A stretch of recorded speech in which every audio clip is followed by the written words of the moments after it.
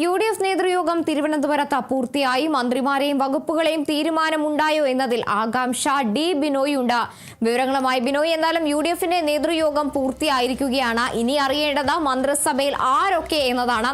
ആർക്കൊക്കെയാണ് ആ സാധ്യത?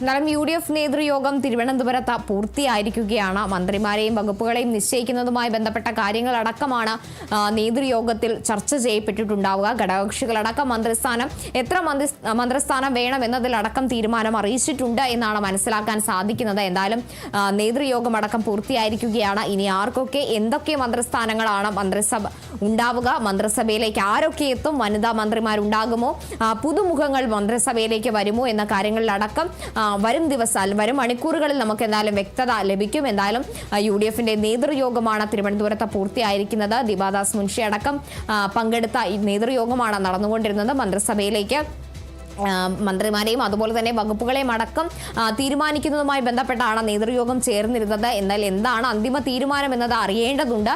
എന്തായാലും വരും മണിക്കൂറുകളിൽ ആ തീരുമാനം ഉണ്ടാകുമെന്ന് തന്നെയാണ് നമ്മൾ പ്രതീക്ഷിക്കുന്നത്. അതുമായി ബന്ധപ്പെട്ട സൂചനകൾ വരുമെന്ന് തന്നെയാണ് പ്രതീക്ഷ. തിങ്കളാഴ്ചയാണ് UDF സർക്കാരിന്റെ സത്യപ്രതിജ്ഞാ ചടങ്ങ് പ്രഖ്യാപിച്ചിരിക്കുന്നത്. എന്തായാലും ഈ സത്യപ്രതിജ്ഞാ ചടങ്ങിൽ മുഴുവൻ മന്ത്രിമാരും സത്യപ്രതിജ്ഞ ചെയ്യുമെന്നായിരുന്നു നിയുക്ത മുഖ്യമന്ത്രി വി ഡി സതീശനടക്കം അറിയിച്ചത്. ആ സാഹചര്യത്തിലാണ് ഇപ്പോൾ എന്തായാലും UDFന്റെ നേതൃയോഗം തിരുവനന്തപുരത്ത് പൂർത്തിയായിരിക്കുന്നത്. ഡി ബിനോയ് ഉണ്ട് വിവരങ്ങളുമായി. ബിനോയ്, എന്തായാലും നേതൃയോഗം പൂർത്തിയായിരിക്കുകയാണ്. മന്ത്രിമാരുമായി ബന്ധപ്പെട്ട ചർച്ചകളൊക്കെ നടന്നിരുന്നു. അതുമായി ബന്ധപ്പെട്ട ധാരണയൊക്കെ ആയിട്ടുണ്ടോ? ആർക്കൊക്കെയാണ് സാധ്യത? കേവലം 1 മണിക്കൂർ സമയം കൊണ്ട് നേതൃയോഗം പൂർത്തിയായി കഴിഞ്ഞിരിക്കുന്നു. നാളെ വീണ്ടും യോഗം ചേരും എന്നാണ് UDF കൺവീനർ പറയുന്നത്. മാത്രവുമല്ല, തിങ്കളാഴ്ചയോടുകൂടി തന്നെ മന്ത്രിസഭ പൂർണ്ണതോതിൽ അന്ന് തന്നെ സത്യപ്രതിജ്ഞ ചെയ്യും എന്ന് UDF കൺവീനർ അറിയിച്ചിട്ടുണ്ട്. അദ്ദേഹത്തിൻ്റെ വാർത്താ സമ്മേളനം ഇപ്പോഴും തുടരുകയാണ്. ഘടകകക്ഷി നേതാക്കന്മാരുമായിട്ടുള്ള ആദ്യഘട്ട ചർച്ചയാണ് ഇന്ന് പൂർത്തിയായത്.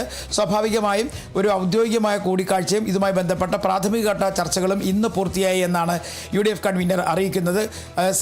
സാധാരണയിൽ നിന്ന് വ്യത്യസ്തമായി കൂടുതൽ ചർച്ചകൾക്കൊന്നും പോകാതെ വളരെ വേഗത്തിൽ തന്നെ മന്ത്രിമാരുടെയും വകുപ്പുകളും ഒക്കെ നിർണയിച്ച് നൽകുക എന്ന തലത്തിലേക്ക് കാര്യങ്ങൾ നീങ്ങുന്നു എന്ന് വേണമെങ്കിൽ പറയാൻ കഴിയും. നാളത്തെ നേതൃയോഗം കൂടി കഴിയുമ്പോഴേക്കും മന്ത്രിമാരുടെ വകുപ്പുകളും ആരൊക്കെയായിരിക്കും ആ വകുപ്പുകളുടെ ചുമതലക്കാരെന്നും വ്യക്തമായി നാളെ തന്നെ അറിയാൻ കഴിയും. കാരണം കോൺഗ്രസിൽ നിന്നും 10 പേരുടെ പേരാണ് ഇപ്പോൾ പറഞ്ഞു കേൾക്കുന്നത്. ഒരു പക്ഷേ അംഗസംഖ്യ വർദ്ധിപ്പിക്കാനുള്ള സാധ്യത ഒരെണ്ണം കൂടി കൂട്ടി 11 ആക്കാനുള്ള സാധ്യത തള്ളിക്കളയാനാകില്ല. കാരണം വിവിധ ഗ്രൂപ്പുകളായി തിരിഞ്ഞിട്ട് മന്ത്രിപദത്തിന് വേണ്ടിയുള്ള അവകാശവാദം ശക്തമാക്കിയിട്ടുണ്ട്. കാരണം രമേശ് ചെന്നിത്തലയോടൊപ്പം നിൽക്കുന്ന 2 പേരുടെ മന്ത്രിസ്ഥാനം ആവശ്യപ്പെടുന്നു. അതിനെല്ലാം ഉപരിയായി 5 മന്ത്രിസ്ഥാനം KC വേണുഗോപാൽ പക്ഷത്തിന് വേണമെന്ന് പറയുന്നു.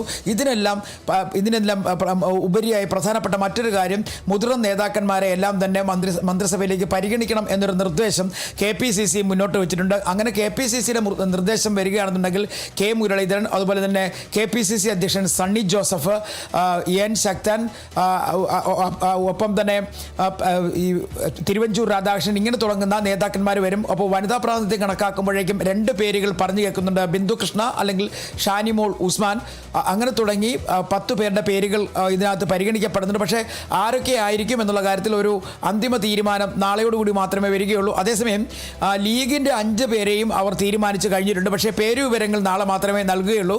കുഞ്ഞാലിക്കുട്ടി തന്നെയായിരിക്കും ടീം ലീഡർ എന്ന് വ്യക്തമായിട്ടുണ്ട്.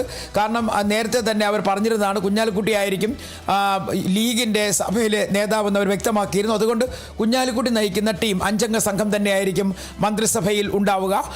കേരള കോൺഗ്രസ് ജോസഫ് വിഭാഗത്തിന് നിലവിൽ ഒരു മന്ത്രിസ്ഥാനമാണ് നൽകുന്നത്. ആ ഒരു മന്ത്രിസ്ഥാനത്തിൽ കൃത്യമായും മോൻസ് ജോസഫ്, നേരത്തെ അദ്ദേഹം സഭയിലുണ്ടായിരുന്നാണ്, മോൻസ് ജോസഫ് തന്നെ വരും. പക്ഷേ ഒന്നിൽ കൂടുതൽ, അതായത് ഒരു മന്ത്രിസ്ഥാനം കൂടി അവർ ആവശ്യപ്പെടുന്നുണ്ട്. അത് തോമസ് ഉണ്ണിയാടനാണ്. കാരണം 2 മന്ത്രിസ്ഥാനം വേണം എന്നുള്ളതാണ് അവരുടെ പ്രധാന ആവശ്യം. കാരണം അതിൽ പ്രധാനമായി പറയുന്നത് MLA-മാരുടെ ആനുപാതിക അടിസ്ഥാനത്തിൽ, അല്ലെങ്കിൽ MLA-മാർ അവർക്ക് ഇത്തവണ 7 പേരുണ്ട്, അതുകൊണ്ട് 2 മന്ത്രിസ്ഥാനം വേണം എന്നൊരാവശ്യം മുന്നോട്ട് വെച്ചിട്ടുണ്ട്. RSPയുടെ കാര്യത്തിൽ RSPയുടെ ഷിബു ബേബി ജോൺ, അവരുടെ സംസ്ഥാന സെക്രട്ടറി ഷിബു ബേബി ജോൺ തന്നെ ആയിരിക്കും മന്ത്രി എന്നുള്ളത് ഏകദേശം ഉറപ്പാണ്.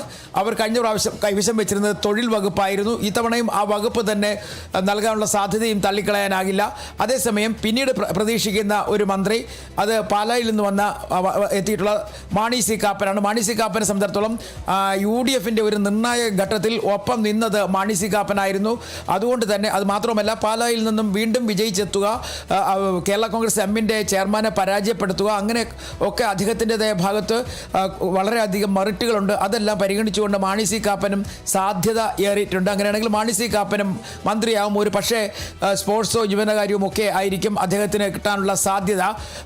ഇതിൽ യുവാക്കളുടെ ഒരു നിര തന്നെ ഇത്തവണത്തെ മന്ത്രിസഭയിൽ ഉണ്ടാകുമെന്ന് നേരത്തെ പറഞ്ഞിരുന്നെങ്കിൽ തന്നെയും അതിൽ കൂടുതൽ സാധ്യതയുള്ള പേരുകളും തന്നെ പുറത്തുവിടുന്നുണ്ട്. അതിൽ മാത്യു കുഴൽനാടൻ്റെ പേരുണ്ട്, ചാണ്ടി ഉമ്മൻ്റെ പേരുണ്ട്, അങ്ങനെ തുടങ്ങി 3-4 പേരുടെ പേരുകൾ ഇതോടൊപ്പം പറയുന്നുണ്ട്. എന്തായാലും നാളെയോടുകൂടി തന്നെ ആ മന്ത്രിസഭയിൽ ആരൊക്കെ എന്നുള്ള കാര്യത്തിൽ ഒരു അന്തിമ തീരുമാനത്തിലേക്ക് എത്തിച്ചേരും.